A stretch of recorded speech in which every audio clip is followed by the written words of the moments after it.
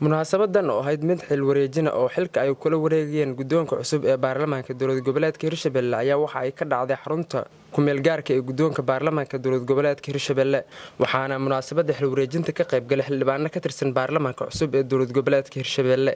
guddoomiyihii hore baarlamaanka Hirshabelle Ismaan Barre Maxamed iyo guddoomiye ku-xigeenkii koowaad ee baarlamaankii hore ee koowaad Cabdi Xuseen Geedde ayaa xilka guddoonka baarlamaanka Hirshabelle ku wareejiyay guddoomiyaha cusub ee baarlamaanka Hirshabelle mudane Cabdixakiin Luqmaan Xaaji Maxamed ugu horeyn guddoomiyihii hore ee baarlamaanka Hirshabelle Ismaan Barre Maxamed ayaa waxa uu sharaxaad ka bixiyay waxyaabihii u qabsoomay 4 sano oo ay joogeen baarlamaanka Hirshabelle mudane guddoomiye aniga ku faraxsan inaan noqdo mas'uulkii ugu horeeyay ee wareejiya xafiis dawladeed ee ah dowlad goboleedka Hirshabelle waxaan ku wareejinayaa mas'uuliyadda xafiiska guddoonka baarlamaanka dowlad goboleedka Hirshabelle oo aan guddoomiye u soo ahaa 4 sano ee la soo dhaafay waxaan ku wareejinayaa dukumeenti ka kooban heshiisyo aan la galnay baarlamaanada dowlad goboleedyada iyo baarlamaanka dowladda federaalka Soomaaliya labo heshiisyo aan la galnay hay'adaha caalami ah oo taageera baarlamaanada ama baarlamaanka dowlad goboleedka Hirshabelle saddex sharciyo ka kooban 11 xeer iyo qaraaro ama go'aano ka kooban 20 oo uu baarlamaankii koowaad ee dowlad goboleedka Hirshabelle soo saaray ugu dambeyn guddoomiyaha cusub ee baarlamaanka dowlad goboleedka Hirshabelle Cabdixakiin Xaaji gudoomiyaha cusub ee baarlamaanka dowlad goboleedka Hirshabelle Cabdixakiin Luqmaan Xaaji Maxamed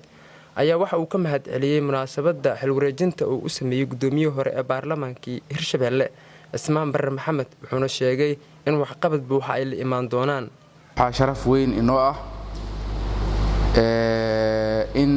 uu xilka nagu wareejiyo Sheekh Ismaan Barre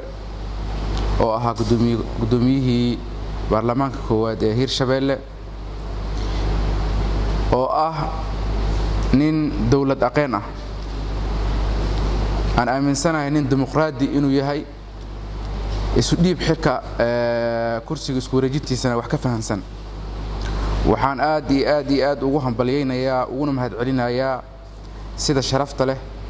oo iskugu yeeray xilkana u wareejiyay wuxuuna na siiyay talo iyo tusaalo waxaana ka rajaynaynaa in tawsiyaadkiisa iyo dardaarankiisa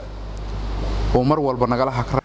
Maxamed Ibraahim Amoore Home Cable TV Jowhar moogtahay macmiil in shirkadda Somtal ay ku daafurtay wajigii labaad ee abaalmarinta 5,000 ee hadiyado taasoo ay ku jiraan 10 baabuur oo cusub oo Hyundai موبايلو تلاجدو قسالدو تابلتس dhammaantood baa shirkadda Samsung dahab iyo dalxiis hotelada damala ayaa kugu jirta hadiyadaha iyo sidoo kale accounts dahab shiil ah oo ay lacag kugu jirto haddaba si aad uga mid noqotid guuleystayaasha fadlan si joogto ah u isticmaal adeegyada Somtel sida ku hadalka internetka iyo adeega casriga ah ee e-dahab markasta oo aad isticmaashid adeegyada kala duwan ee shirkadda Somtel waxaad fursad u helaysaa inay heladaada iyo asxaabtaada ay ku codeeyaan